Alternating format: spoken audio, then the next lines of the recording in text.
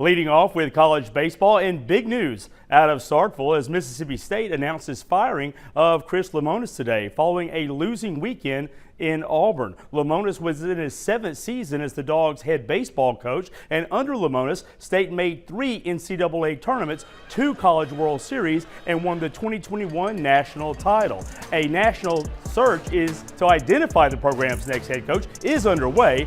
Meanwhile, assistant coach Justin Parker will serve as the interim head coach for the remainder of the season. Mississippi State Director of Athletics Zach Selman on the coaching chain says, in quote, "A change in leadership is what's best for the future of Mississippi State baseball. We have not consistently met the standard of success that our university, fans, and student athletes expect and deserve. I want to thank Coach Lemonis for his work and the time he gave to our program, including a national championship."